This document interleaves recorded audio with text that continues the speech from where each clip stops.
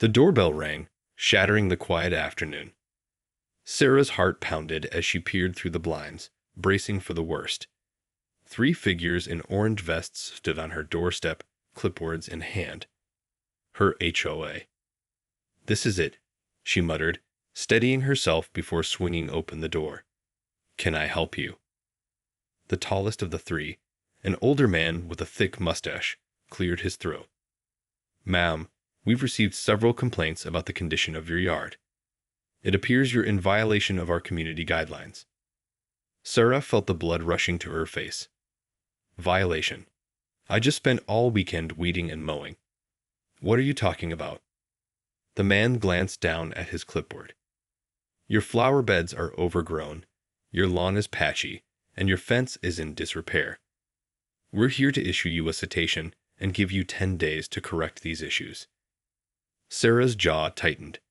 That's ridiculous. My yard looks better than half the homes on this street. You're harassing me over nothing. The man's eyes narrowed. "Ma'am, I understand your frustration, but these are the rules. If you fail to address the violations, we'll be forced to levy fines and, ultimately, place a lion on your property." Sarah's heart raced. A lion? On her home? You can't do that. This is my property. I won't let you bully me. The man's expression hardened. "Ma'am, I suggest you calm down and cooperate. If you continue to be uncooperative, we'll have no choice but to take further action." Sarah's mind whirled. Further action? She gripped the doorframe, feeling panic rising in her chest. "Get off my property. Now." The man's eyes narrowed. "We're not leaving until this is resolved." He gestured to the other 2, who began marching toward her yard. Sarah's breath caught in her throat. "Stop. What are you doing?" "We're documenting the violations," the man said, his tone icy. "And we'll continue to do so until you comply." Sarah's mind raced. They couldn't just barge into her yard like that. Could they? Panic surged through her as she watched the 2 figures disappearing around the side of her house. "Hey, you can't do that." She lunged forward, but the man blocked her path. "Ma'am, I suggest you let us do our job." His voice was low, menacing.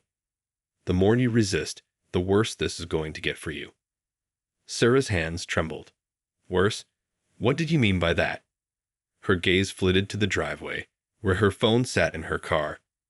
Maybe she cooled. Before she could finish the thought, the man's radio crackled to life. "We've got a situation out back. You'd better get down here." The man's eyes narrowed. "Stay here." He whirled around and hurried toward the backyard, the other 2 trailing behind him. Sarah stared after them, her mind racing. A situation? What was happening?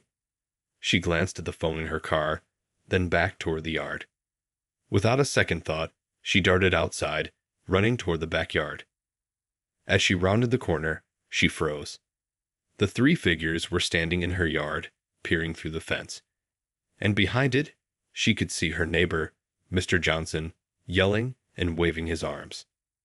Sarah's heart pounded. What was going on? Sarah's pulse raced as she approached the group, her mind reeling. "What's happening?" she demanded. The older man turned, his expression grim. "Your neighbor seems to have a problem with us being here." Sarah's gaze shifted to Mr. Johnson, who was shouting angrily through the fence. "Get off my property, you trespassing jackals." He bellowed, his face flushed with rage. "This is private land, and you have no right to be here." The man in the orange vest sighed. "Sir, we're from the HOA, and we're simply conducting a routine inspection. There's no need for this kind of outburst." "Routine inspection, my ass." Mr. Johnson spat. "You're harassing us, just like you've been harassing Sarah. Well, I won't stand for it." He turned to Sarah, his expression pleading. "Call the cops, Sarah. Get these thugs off our property." Sarah hesitated, her mind racing. She'd been dreading this confrontation for weeks, ever since the HOA had started targeting her over the state of her yard. But now, With Mr. Johnson's anger fueling the situation, she wasn't sure what to do. "Sir, I must insist that you calm down," the man in the orange vest said, his voice stern. "We're simply doing our job, and—" "Your job?" Mr. Johnson interrupted, his voice rising to a near shout. "Your job is to bully and harass the people in this neighborhood. Well, not on my watch. Now get the hell off my property before I—" "That's enough." The man's voice was sharp, cutting through Mr. Johnson's tirade. "If you don't cooperate, we'll have no choice but to call the authorities." Sarah's heart sank. The authorities? Her gaze shifted to the man's hand, which was reaching for his radio. She had to do something before this escalated any further. Without thinking, she pulled out her phone and began dialing. "I'm calling the sheriff," she said, her voice shaking. The man in the orange vest whirled to face her, his eyes narrowed. "Ma'am, I must advise you against that. This is a private matter between the HOA and our residents. There's no need to involve the police." Sarah's grip tightened on her phone. "The hell there isn't. You're trespassing on my property and harassing my neighbor. I have every right to call the authorities." The man's expression darkened. "Ma'am, I'm warning you. If you call the sheriff, you're only going to make this situation worse for yourself." Sarah's mind raced. "Worse? What did you mean by that?" Her gaze shifted to Mr. Johnson, who was watching the exchange with a mixture of fear and defiance. She took a deep breath, steeling herself. "I'm calling them anyway." She pressed the call button, her heart pounding in her chest. The man in the orange vest stared at her, his expression unreadable. "Have it your way then," he said, his voice low and ominous. Sarah felt a chill run down her spine as she listened to the phone ringing, her mind racing with 1,000 possible scenarios. What had she just done? The phone rang once, twice, 3 times. With each passing second, Sarah's anxiety mounted. What if the sheriff didn't answer? What if they took too long to respond? Just as she was about to hang up in desperation, a gruff voice came through the line. "Sheriff's office, how can I help you?" Sarah let out a shaky breath. "Yes, hello. This is Sarah Wilkins, 123 Oakwood Drive. I need help. The HOA is trespassing on my property and harassing my neighbor. Please, you have to send someone right away." The officer on the other end paused. "Trespassing, you say? And who exactly is involved here?" "It's the HOA," Sarah explained, her words tumbling out in a rush. "They showed up at my door, said I was violating community guidelines, and now they're in my backyard, arguing with my neighbor. They're refusing to leave, and they threatened to call the authorities on us." Another pause.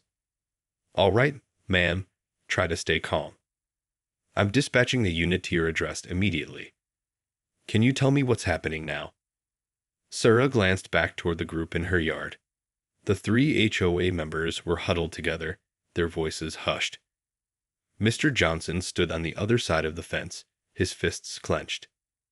They're talking to each other now," she said, her voice trembling. "I think they're deciding what to do. And Mr. Johnson, my neighbor, he's right here with me, but he's really angry. I'm worried this is going to escalate." "Understood," the officer replied. "Stay on line with me, ma'am. Help is on the way." Sarah nodded, even though the officer couldn't see her. Her gaze fixed on the HOA members, her heart pounding. What were they planning? Suddenly, one of the men turned and started walking toward the front of the house. "Where is he going?" Sarah asked, her voice sharp. "I'm not sure, ma'am," the officer replied. "Just stay put and keep an eye on the situation. Let me know if anything changes." Sarah watched, her stomach twisting with dread, as the man disappeared around the corner. A moment later, she heard the sound of a car door slamming. "Oh no," she breathed, her grip tightening on the phone. "I think he's leaving. What if he's going to call the police on us?" "Ma'am, please stay calm," the officer said, his voice steady. My units are on their way. Just try to keep the situation under control until they arrive. Sarah's gaze shifted to Mr. Johnson, who was watching the HOA members with a mix of fury and apprehension. I don't know if I can, she admitted, her voice small. This is all my fault. I never should have called you. Don't say that, ma'am, the officer replied firmly. You did the right thing. We're here to help, and we'll make sure this gets resolved peacefully. Just hang tight, okay? Sarah took a deep breath, nodding even though the officer couldn't see her. Okay, she said, her voice barely above a whisper. Please hurry. The minutes ticked by, each one feeling like an eternity. Sarah's eyes remained fixed on the backyard, her heart racing as she waited for the sheriff's deputies to arrive. The two remaining HOA members stood in silence, their expressions unreadable. Mr. Johnson paced back and forth, muttering under his breath. Sarah could see the tension radiating off him, and she prayed he wouldn't do anything reckless. Finally, the sound of sirens pierced the air, and Sarah let out a shaky breath of relief. Within moments, 2 patrol cars pulled up to the curb, and 2 uniformed deputies stepped out. Ma'am, are you Sarah Wilkins? One of the deputies asked, approaching her quickly. Yes, that's me, Sarah replied, her voice trembling. Thank goodness you're here. The HOA members are still in my backyard, and they're refusing to leave. The deputy nodded, his expression serious. All right, let's go take a look. He gestured to his partner, and the 2 of them strode toward the backyard. Sarah watched, her heart pounding, as the deputies confronted the HOA members. She couldn't hear what was being said, but the body language was tense and confrontational. After a few tense moments, the deputies turned and started walking back toward her, the HOA members trailing behind them. Ma'am, we've spoken with the individuals from the HOA, the deputy said, his voice calm but firm. They claimed that they were conducting a routine inspection of your property, as per the community guidelines. Sarah felt her stomach twist. But they were trespassing. And they were harassing my neighbor, Mr. Johnson. He was yelling at them to get off his property. The deputy raised a hand, silencing her. I understand your concern, ma'am, but the HOA members claim they have the right to access private property for the purpose of inspections. They say they were simply trying to document any violations. Sarah stared at him, her mouth hanging open. But that's not true. They threatened to call the authorities on us, and they said they'd fine me and put a lion on my house if I didn't comply. The deputy's expression remained impassive. I'm sorry, ma'am, but without clear evidence of harassment or unlawful behavior, there's not much we can do. The HOA appears to be operating within the bounds of their authority. Sarah felt her heart sink. You're not going to do anything. The deputy sighed. I'm afraid not. Unless the HOA members engage in any unlawful conduct, we can't interfere with their inspection process. I'd suggest you work with them to resolve any issues with your property. Sarah's gaze shifted to the HOA members, who were watching the exchange with smug expressions. Her anger flared, and she stepped forward, her voice rising. This is ridiculous. They're abusing their power, and you're just letting them get away with it. The deputy raised a hand, his expression stern. Ma'am, I understand your frustration, but there's nothing more we can do here. I'd suggest you calm down and cooperate with the HOA. Sarah felt tears of rage and helplessness welling in her eyes. How could this be happening? Sarah stared at the deputy, her mind reeling. Cooperate.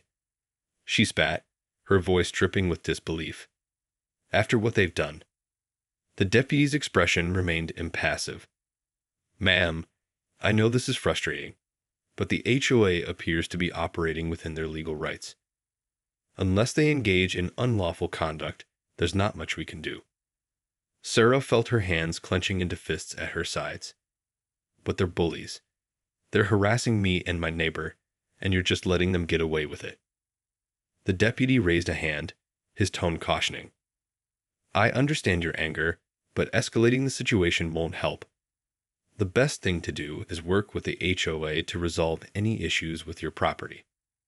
Sarah's gaze shifted to the 3 HOA members, who were watching the exchange with smug expressions. Her blood boiled. Work with them. After they barged into my yard and threatened me. The deputy sighed, his expression weary. Ma'am, I'm sorry, but there's nothing more we can do here. If you have any further issues, you'll need to take it up with the HOA through the proper channels. Sarah felt a lump forming in her throat as the deputy turned and began walking back to his patrol car. That's it, she called after him, her voice cracking. You're just going to let them walk all over me? The deputy paused, his expression softening slightly. I understand how you feel, ma'am, but the law is on the HOA's side here. The best thing you can do is try to work things out with them. Sarah shook her head, her vision blurring with tears of frustration. That's not good enough, she muttered, her voice barely above a whisper. As the deputies climbed into their cars and drove off, Sarah turned to face the HOA members, who were now huddled together, their voices hushed. This isn't over, she said, her voice low and dangerous. I'm not going to just roll over and let you do this to me. The older man with the mustache stepped forward, his expression smug. I'm glad you understand, ma'am. Now, as I was saying, you have 10 days to address the violations on your property, or will be forced to. No, Sarah interrupted, her voice sharp. I'm not going to do anything you say. In fact, I'm going to do the exact opposite. The man's eyes narrowed. Ma'am, I strongly advise you to reconsider. If you continue to defy us, the consequences will be severe. Sarah felt a surge of defiance. I don't care. You've already shown me that the law is on your side, so I'm not going to play by your rules anymore. The man's expression darkened. You're making a mistake, Mrs. Wilkins. I suggest you think this through carefully. Sarah shook her head, her jaw set with determination. I've thought it through, and I'm not backing down. You can find me. You can put a lion on my house. I don't care. I'm not going to let you bully me anymore. The man opened his mouth, but before he could speak, Sarah turned and stormed back into her house, slamming the door behind her. Her heart was pounding, and her hands were shaking, but she knew one thing for certain. She was done playing by the HOA's rules. Sarah paced back and forth in her living room, her mind racing. The confrontation with the HOA had left her feeling angry, helpless, and terrified. She couldn't believe the deputies had just let the HOA members leave, despite their clear abuse of power. It was infuriating, and it only fueled her determination to fight back. But what could she do? The HOA had the law on their side, and they were clearly willing to use that to their advantage. She had no choice but to comply with their demands, or risk facing severe consequences. Sarah paused, running a hand through her hair. No, she couldn't give in. That would only embolden the HOA to continue their bullying tactics. She had to find a way to stand up to them, to show them that she wouldn't be intimidated. Her gaze drifted to the window, where she could see the 3 HOA members still standing in her yard, their expressions smug. A surge of anger coursed through her, and she made a decision. Striding over to the door, she flung it open and marched back outside, her eyes narrowed. All right, listen up, she said, her voice sharp. I've had enough of your threats and your harassment. I'm not going to comply with your demands, and there's nothing you can do about it. The older man with the mustache raised an eyebrow, his expression unimpressed. Is that so, Mrs. Wilkins? Well, I can assure you that you're making a grave mistake. We have the full backing of the law, and we're not afraid to use it. Sarah felt a chill run down her spine, but she refused to back down. I don't care. You can find me, you can put a lion on my house, you can do whatever you want. But I'm not going to let you bully me anymore. The man's eyes narrowed. Then you leave us no choice. We'll be filing a formal complaint with the city, and we'll be seeking to have you fined and potentially even evicted from your home. Sarah's stomach twisted, but she refused to show her fear. "Go ahead," she said, her voice trembling slightly. "I'm not afraid of you." The man's expression darkened. "You should be, Mrs. Wilkins. You have no idea what you're up against." With that, he turned and gestured to the other two HOA members, who quickly followed him out of the yard. Sarah watched them go, her heart pounding in her chest. Had she just made the biggest mistake of her life? The thought of facing fines, or even losing her home, was terrifying. But she couldn't back down, not after the way the HOA had treated her and her neighbor. Sarah took a deep breath, trying to steady her nerves. She had to find a way to fight back, to stand up to the HOA and show them that she wouldn't be intimidated. But how? As she stared at the empty yard, a plan began to form in her mind. It was risky, and it might not work, but at this point, she didn't have any other choice. She had to try. With renewed determination, Sarah turned and headed back into the house, her mind racing with possibilities. Over the next few days, Sarah found herself in a state of constant anxiety. The threat of the HOA's retaliation loomed over her like a dark cloud, and she knew that she had to act quickly if she wanted to have any chance of fighting back. She spent hours poring over the community guidelines, looking for any loopholes or technicalities that she could exploit. And as she delved deeper into the dense legalese, a plan began to take shape in her mind. It was a long shot, to be sure, but Sarah was determined to give it a try. She knew that she was up against a formidable opponent, but she also knew that she couldn't back down. Not after the way the HOA had treated her and her neighbor. On the 7th day, Sarah took a deep breath and put her plan into action. She gathered her evidence, a detailed log of the HOA's actions, along with copies of the community guidelines, and headed to the local courthouse.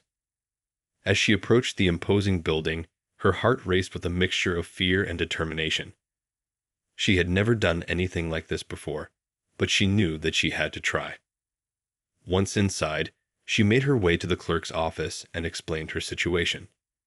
The clerk listened intently, her brow furrowed with concern. "That's a serious allegation," the clerk said, her voice grave. "And you're sure you have enough evidence to back it up?" Sarah nodded, her grip tightening on the folder in her hands. "I've got everything documented, right here. I just need to file an official complaint and request an emergency injunction to stop the HOA from taking any further action against me." The clerk's eyes widened slightly. "An injunction? Huh. That's a tall order, especially against an HOA. Are you sure you want to go that route?" Sarah felt a surge of determination. "I have to," she said, her voice firm. "They're bullying me and my neighbor, and the law doesn't seem to be on our side. This is the only way I can fight back." The clerk studied her for a moment, then nodded. "All right, let's get this process started. Follow me, and we'll get you set up with the necessary paperwork." Sarah felt a sense of relief wash over her as she followed the clerk down the hallway. This was it. Her chance to finally stand up to the HOA and show them that they couldn't just walk all over her. As she waited in the courtroom, her mind raced with 1,000 different scenarios. What if the judge didn't believe her? What if the HOA had some trick up their sleeve that she hadn't anticipated? But then she thought of Mr. Johnson, and the fear and anger she had seen in his eyes. She couldn't let them win, not after everything they had done. She had to fight, no matter the cost. Finally, the judge entered the room, and Sarah felt her heart skip a beat. This was it, the moment of truth. As the proceedings began, Sarah presented her case with as much confidence and clarity as she could muster. She laid out the timeline of events, the threats made by the HOA, and the overwhelming evidence she had gathered. The judge listened intently, his expression unreadable. And when Sarah had finished, he leaned forward, his brow furrowed. "This is a very serious matter," he said, his voice grave. "I'm going to need some time to review the evidence and make a decision. In the meantime, I'm granting a temporary injunction to prevent the HOA from taking any further action against you or your property. Sarah felt a surge of relief and hope. Maybe, just maybe, she had a chance. As the judge's words echoed through the courtroom, Sarah felt a wave of relief wash over her.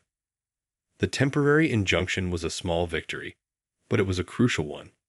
It meant that the HOA couldn't do anything to retaliate against her, at least for the time being. Still, she knew that this was only the beginning. The judge's decision to review the evidence and make a final ruling meant that she would have to wait, and the uncertainty of it all weighed heavily on her. As she left the courthouse, her mind was racing. She had taken a huge risk in filing the complaint and requesting the injunction, and she knew that the HOA would be furious. They had made it clear that they were willing to use the full force of the law against her, and she couldn't shake the feeling that they would stop at nothing to get their way. But Sarah was determined not to back down. She had seen the way the HOA had treated her neighbor, Mr. Johnson, and she knew that she couldn't let them get away with it. This was about more than just her own property. It was about standing up to the abuse of power and the blatant disregard for the rights of the community members. As she drove home, Sarah couldn't help but wonder what the HOA was up to. Were they already plotting their next move? Were they gathering more evidence to try and undermine her case? The thought of it made her stomach churn, but she refused to let fear consume her. When she arrived home, she found Mr. Johnson waiting for her on the porch, his expression a mix of relief and trepidation. "I heard what happened at the courthouse," he said, his voice low. "I can't believe you actually did it." Sarah nodded, a small smile tugging at the corners of her mouth. "I had to, Mr. Johnson. I couldn't just let them walk all over us." He shook his head, his brow furrowed. "But do you really think it's going to work? Those HOA members are ruthless, and they have a lot of power in this community." Sarah sighed, her gaze drifting to the meticulously manicured lawn in front of her house. "I know, Mr. Johnson. But I can't just sit back and do nothing. I have to at least try." He nodded, his expression somber. "Well, you've got my support, for whatever it's worth.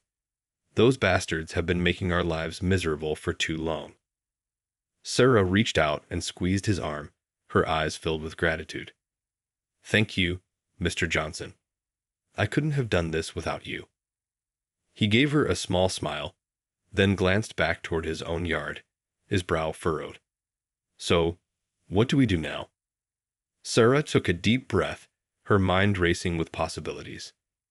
"I'm not sure, to be honest. But I do know one thing. We can't let the HOA intimidate us anymore.